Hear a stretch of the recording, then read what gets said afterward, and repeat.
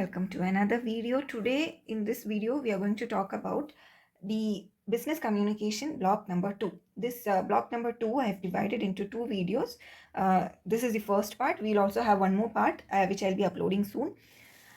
So together with these 2 videos we will cover the entire block 2, almost all the important aspects of block 2 in our MMPC 007. So before we start, I want us to look at what Peter Drucker said, and it is very important. That is, the most important thing in communication is to hear what isn't being said. Actually, as Indians, we have this culture already imbibed in us that we don't just go by what a person says. We don't take the words of a person too literally. It's not just what is being said, but we actually try to read between those lines and put together a lot of pieces, right? Like how he has said it, his facial expressions, or the way he said, or in what context, and a lot of things, right, before taking in what is being said. So that is actually a very important skill as well, because it is not just important, the words that are being said is not just what it is important. Okay, so first we'll talk about listening. So listening and hearing, almost I think all of us would now be aware that listening and hearing is not the same thing. It is totally different. Hearing is our bodily or physical ability to hear things. That is how much our eardrums are receptive, or how much our brain can what you can say, decode all the frequencies that are hitting our eardrums, is what hearing is. Just because a person can hear something need not mean that he or she actually listened to it. We might hear a lot of things on a daily basis, but we might not actually listen to it. And even a person who may be hearing impaired might be a good listener than a person who actually can hear, right? So what is listening? What is active listening? Listening is something that demands a close attention to the message's literal as well as emotional being. It is not important to just hear it. We need to be able to comprehend it and retain and recall it. Then we can say that it is listening, active listening. So rightly, our book also says the same things about what are the components of active listening. We need to be able to hear. Hearing is an important aspect of listening. Comprehending, that is to understand what is being said. To retain within ourselves, that is in our minds, whether we should be able to retain what we heard, and then later on recall when the situation arises, we should be able to recall what we had heard.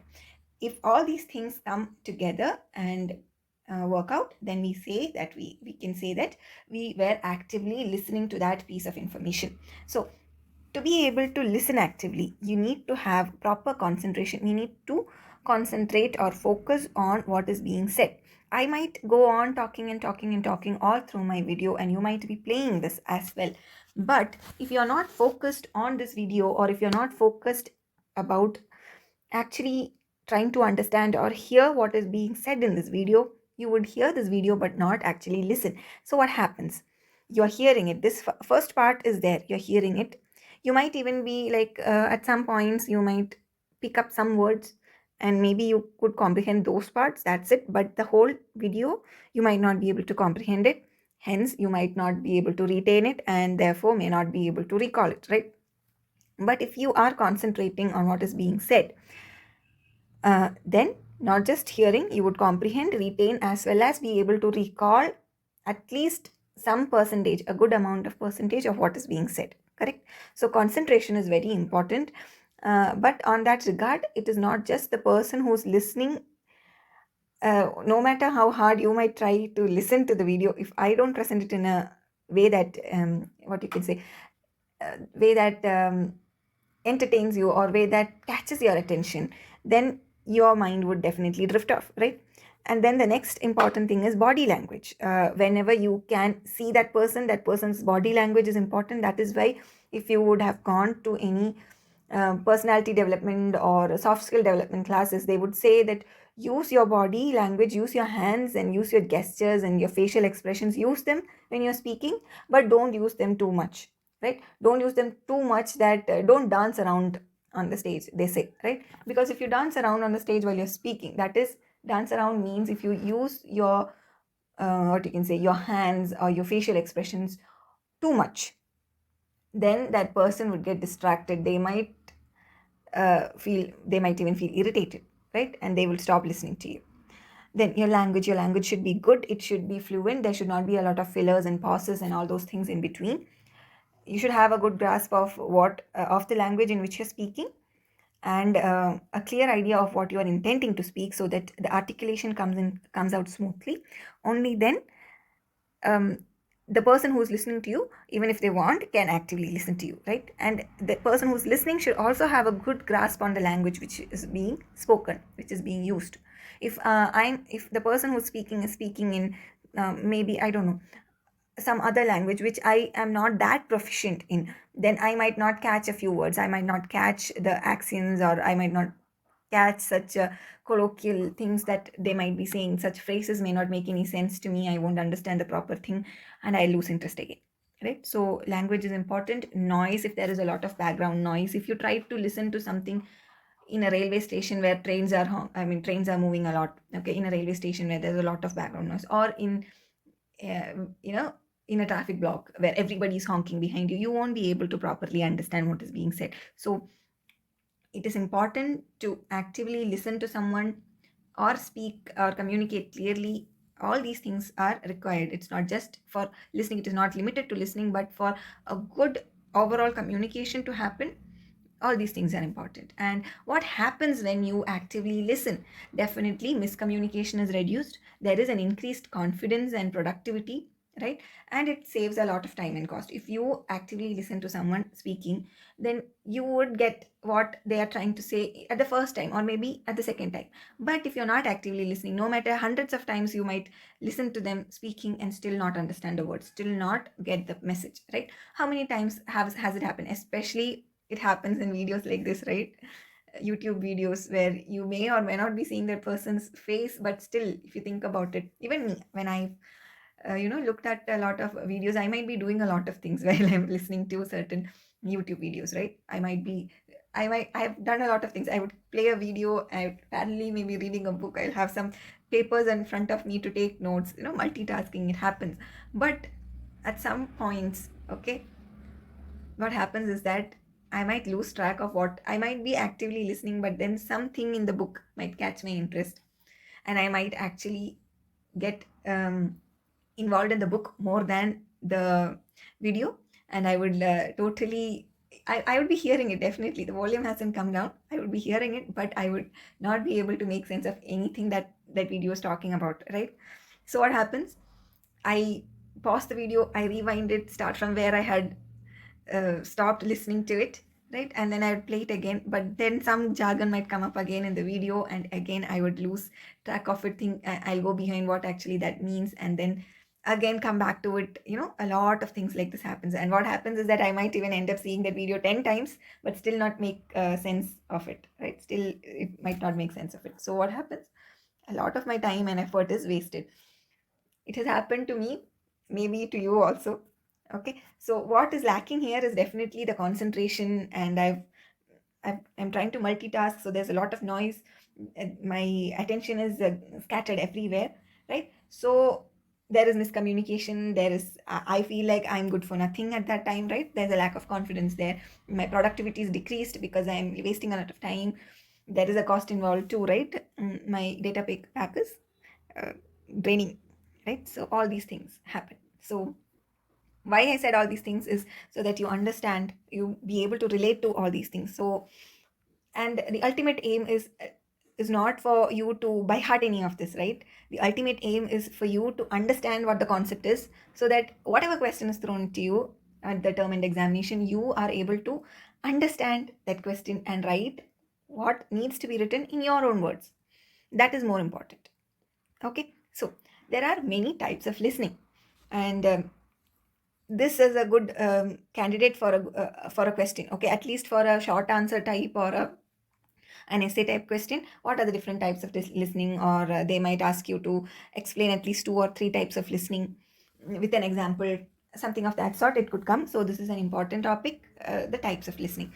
So what are the different types of listening? One is biased listening. What is biased listening? What is the meaning of the word bias? Bias means we have a bias towards something, means we have a preconceived notion. of this is how it is going to be, that we are already biased. So what happens when we listen with a bias in our minds? We are listening on the basis of some preconceived notions or expectations. We already expect, or we already have an expectation of what we are going to receive from this video, or from the person listening to that person. So such type of listening is called biased listening. The second type is an empathetic or a therapeutic listening. That is like a therapeutic or empathetic. Empathy means to feel, right? Sympathy means to, what you can say, I sympathize with you means, okay, I understand the situation you are in, that is what you have my sympathies. But empathy is that we also feel, we also are feeling what that person is feeling, right? So that is empathetic or therapeutic listening. That is not, it is a type of listening which is where the aim is not just to hear that person but also feel. Okay. Then we have sympathetic listening. That is there is a caring attitude, like I'm listening to you, I am caring for you, I'm listening to you because I care for you, maybe because you're my friend or you're my family, I sympathize with you, right? We say, like when some dear ones of our colleagues or someone passes away and all, what we say is sympathize with your loss, right? Because we care for them, so we want them to feel okay, so we are also joining in. But then if it is our best friend or one of our very close family members, then we empathize, right? Because we also feel that way. I hope that the sympathy and empathy part is clear for you. Okay. The next is critical listening. Critical listening is you're listening with an intent, or critical intent.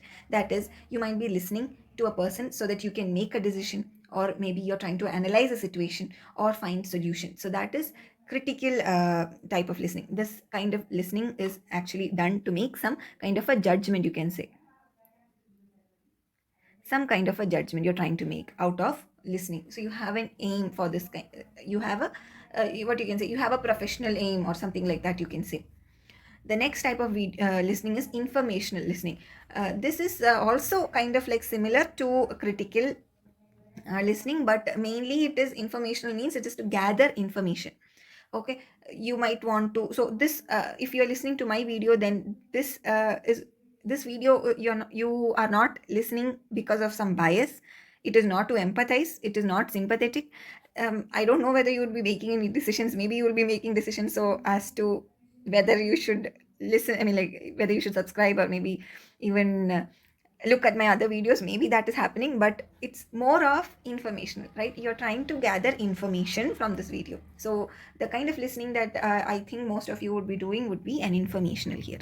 The next is an appreciative listening. That is for appreciation, like for example, you listen to music is kind of an appreciation. Okay. It is done for pleasure. The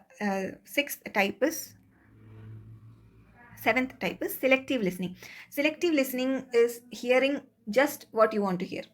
Okay. So there are a lot of memes also, right? A lot of places we also do it, like especially when we are talking to friends, we just catch hold of that one thing that that person says, and then we start making fun of them, something like that. So that is selective listening. We just are listening to that person to hear what we want to hear. Kind of like a fault finding kind of stuff, right? It happens at most often when we are listening to find faults. This is what we are doing, selective listening. Okay. The last type of listening is rapport building. So when you try to make new friends, maybe date a girl or a boy, we listen to them, what they're saying. It is not an appreciative listening, but rather a rapport building listening, because we are showing an interest with them, to them, what they're saying, with an inclination to respond appropriately. We don't want to make ourselves feel boring, or like that, right? We want to make friends, we want to be with that person, so we are listening to them, so and we want to respond appropriately to them so that we can keep up that relationship, right? So that is rapport building listening. So these are the different types of listening. And our book also talks about an effective listening checklist. Like whenever you listen, if you think that you might not be an effective listener or a good listener, what are the things that you can do to improve? Okay. The first thing is to practice active listening. And after you listen to a person, reflect on what you just heard, and also make sure that you're not losing focus. If you think that you're losing focus, come back and focus here again, right? So these are the 3 checklists which you can keep in mind and you can use it to what you can say, to improve your active listening skills. Now, what is the process of listening? First off is the identification. Identify the importance, or identify that here you have to actively listen. Reception, be in a mindset to receive the information, comprehend what you are listening, evaluate what you have listened to, retain and appropriately respond. So these are the this is the process of listening. And what are the characteristics of a good listener? There are personality traits like maintain eye contact. When you are listening to someone, don't look at something else. Don't look at the phone when you don't look at the phone and claim that you're listening to the person who's speaking right next to you, right? You can't. So maintain eye contact. There should be a verbal competence. You should have adequate vocabulary competence in the language that is being used to talk or to communicate. Take notes wherever is required. We should have some IQ, right? There should be some kind of an intelligence. If we are not at all having an IQ, we won't be able to be a good listener. Be motivated. Definitely hearing ability should be there. And make sure that you are not falling prey to environmental distractions. Transcend those barriers, right? Transcend the barriers.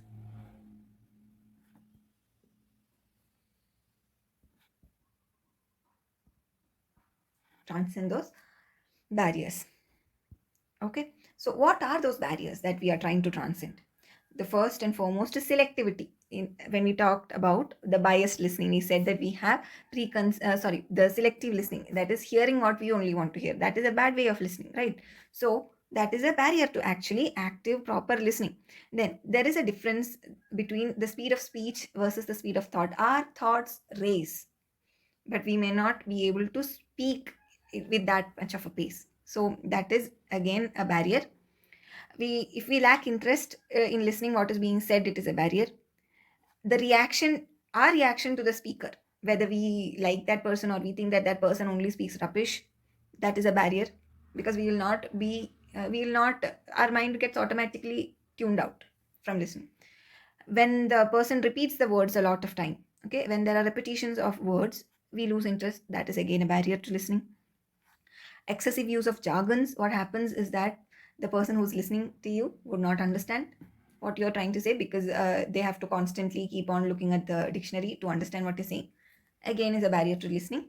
External distractions, maybe noise, maybe emotional state of that person, all those things, external distractions are a barrier to listening. All these things are barriers to listening. You, if you think about it, you might even get more barriers to listening. Now, how do we overcome these barriers? First and foremost, let us try to reduce distractions to the maximum. Prioritize listening over speaking. Most of the time, what happens is that when when we listen, we are listening with an intent to respond, right?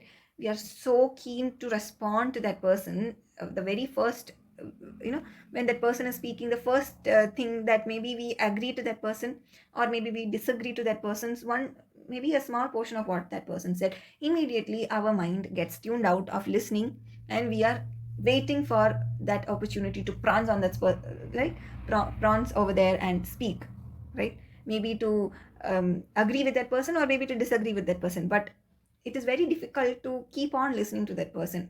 There is that itch inside us. Once we start listening to that person, there is that itch, that uncontrollable itch to start speaking. Now you listen to me, that is it, right?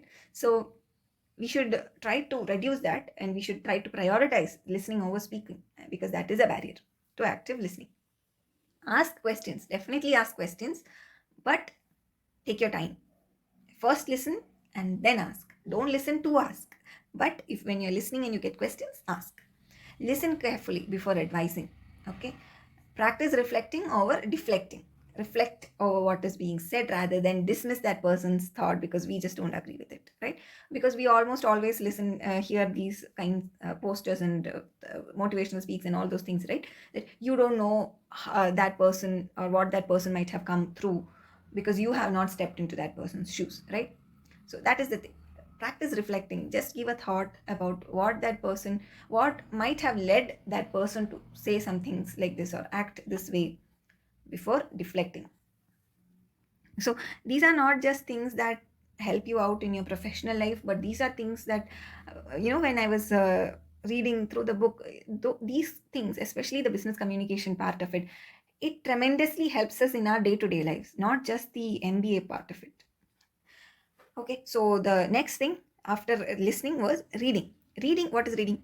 Reading is a method of communication that enables a person to turn writing into meaning. You might print a lot of things in a book and keep it, but if nobody comes to read it, then you're not communicating, right? That's there. Yes, you've printed it out. The printed word is there. But communication begins when those words are being read by someone. Then that communication happens, right? Then the book or the author starts communicating. Paulo Coelho's books, have you read Alchemist and all? If you buy that book and you keep it in a shelf, you're not going to learn anything from it, right?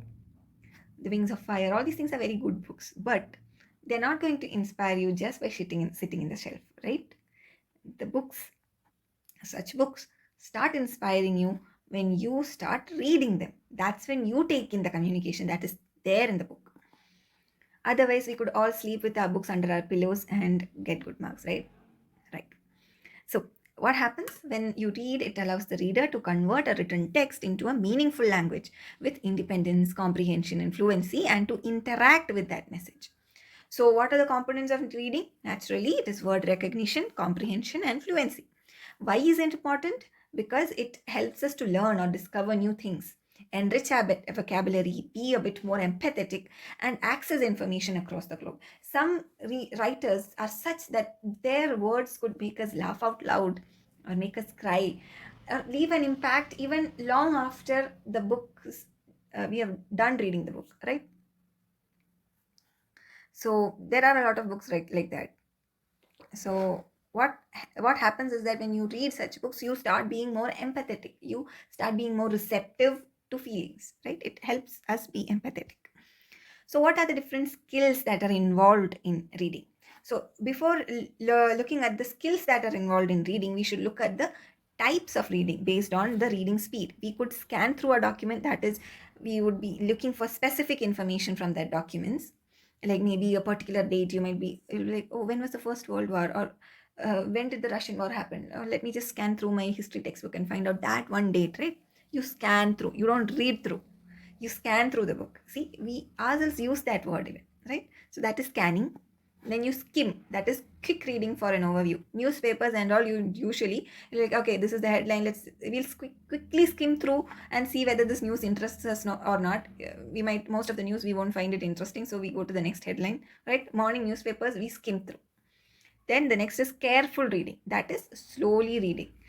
We are reading it to memorize or proofread, right? So that is careful reading. Then the next one is rapid reading. That is fast reading for pleasure. Nothing to memorize there. Most often, the novels and such stuff we read fast, rapidly read. So that is the types of reading depending upon the reading skill. So what are the skills involved, or what are the skills that we would develop with reading? First and foremost is fluency on the language. It will help us expand our vocabulary, decode meanings, or decode what is being said. We can infer many things, inference, and retention. If the reading, if the written piece is engaging enough, then even with the most rapidest of reading, like the most fast-paced reading also, we'll be able to retain at least some part of it, right? So what are the advantages of strengthening vocabulary? Even listening and now reading, we were talking a lot about vocabulary, right? Vocabulary was something that is coming out multiple places, right? So what are the advantages of strengthening vocabulary actually? First and foremost, we get more clarity in the concepts, makes comprehension easier, and better engagement with the audience happens, and it depicts our expertise, right?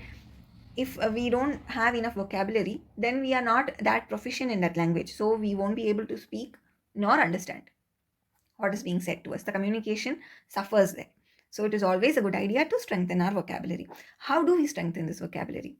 When I was in seventh, I believe seventh or maybe eighth, perhaps even ninth, we had this exercise, okay, in our English textbook, where what it asked us to do was, it used to give us a paragraph, and there used to be a certain jargons over there, okay, and one of the exercises uh, was to help us try to get the meaning of that word, not by looking at the dictionary, but rather by try to understand what that particular word meant by looking at the words that surround it or the context in which it is used. So that is a very good exercise I found very useful in improving our vocabulary. Then definitely looking for the origins of certain words has helped a lot in helping us remember what that word might be, like how did that word come to be in English language, right? So discovering word origins is a good way. Concentrating on the practical use of the word, like where all could we use that word in practice, or where all have we heard that word being used. Okay, so that is a good way to improve vocabulary. Then definitely linking a word to its synonyms, vocabulary tests, reading, especially vocabulary tests nowadays, it is very easy to take. You just search for one word in Google, search for a word and try to find its meaning. Okay, what happens is that you scroll down a little, you will find Google itself will give you a vocabulary quiz, like find the similar word to something. Like they would give a word and find a similar word, or find the opposite word from a list of words. Such quizzes are there nowadays. It's very easy to take vocabulary tests.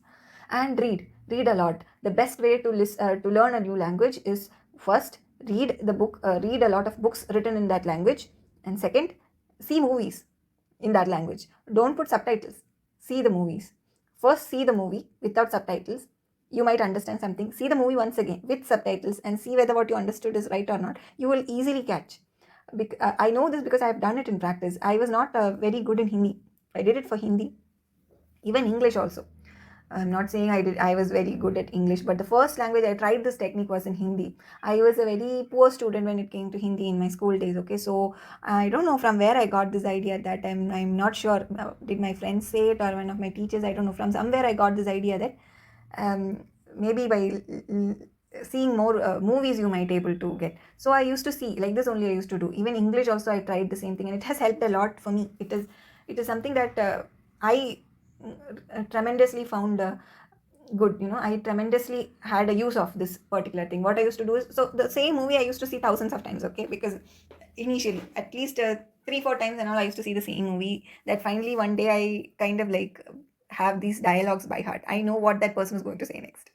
So what I used to do is I used to see those movies first without subtitles and then with subtitles. So what happened is that it actually helped me improve my understanding of how, especially when it came to English movies, how certain words are pronounced even. So if you are willing to just try this out, because for me it is something that worked. So maybe for you also, if you guys have any other ways, or how you improved your vocabulary or your control or command over certain languages, if you have any other suggestions, do put it in the comment section down below, so that other people who come to listen to this video can also take reference from what worked out for you. Okay, because we never know what works out for some, right?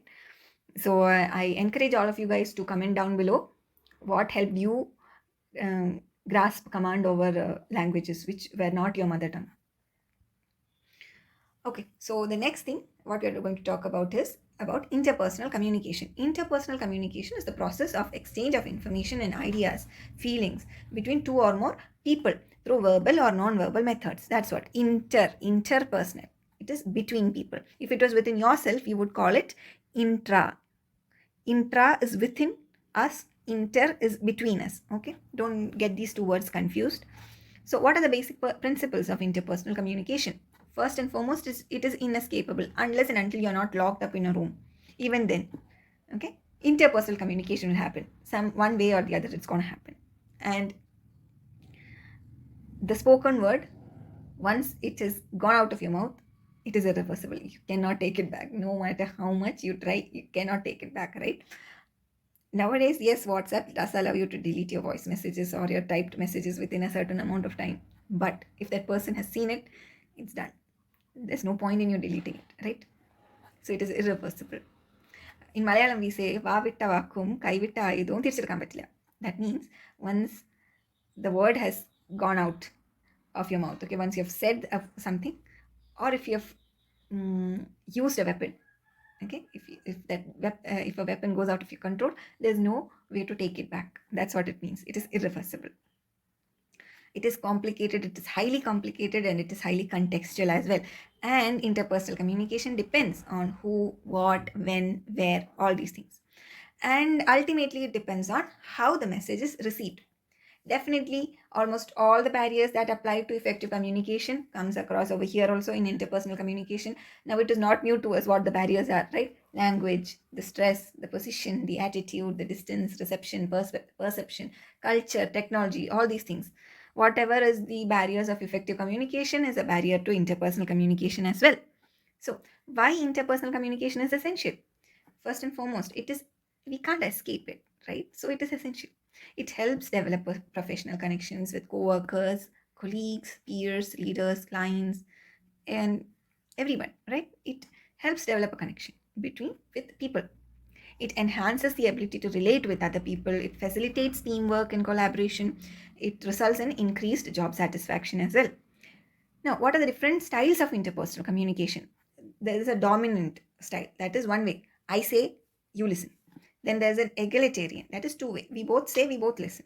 Hmm? Then there's a systematic way, there's an inspirational, passive, and there is also avoidance. You say whatever you want to say, I'll do whatever I want to do. That is avoidance. Okay.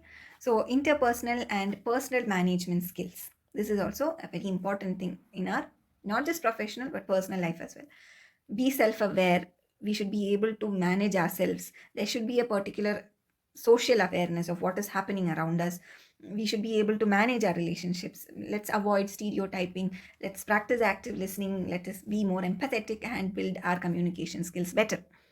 So, this is the, as we said, interpersonal communication. There are different models, and the main thing is the one way and the two way model. So, this is the interpersonal communication model or the one way communication model, which was developed by Fisher in 1981, which actually put into context what we mean by one way model. It's kind of like a radio. You can think of it as a radio.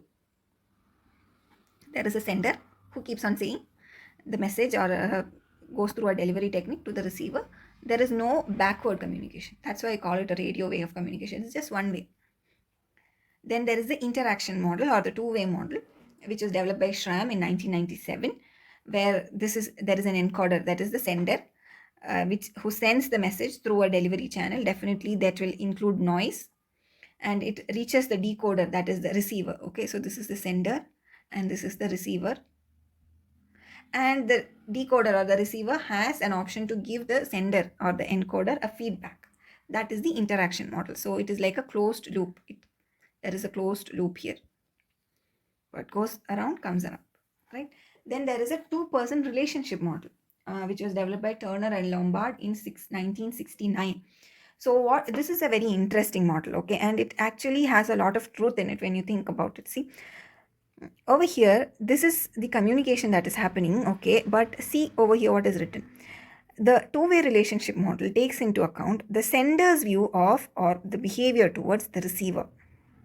And not just that, it also takes into account the sender's view or way of thinking and feeling about themselves. So it means that the sender is influenced by what he thinks about themselves and what they think about the person whom they're communicating to. The same way, because we are all people, the same thing is reflected in the receiver's side also. That is, the receiver's view and behavior towards the sender and the receiver's view and way of thinking and feeling about themselves. So, this is a very fascinating model, and when you think of it, it is the most truthful of interpersonal communication model, right? So you might get essay questions or at least short answer questions. This is a good candidate for that also. So this is the two-way or two-person relationship model. Then we have the transaction model of communication. So this actually says that meaning or the when we listen to someone or when you get a particular communication, the creation of meaning is actually fourfold. Okay, a message's meaning depends upon the physical and psychological context of what is being said, the cultural context, the relational context, and the social context.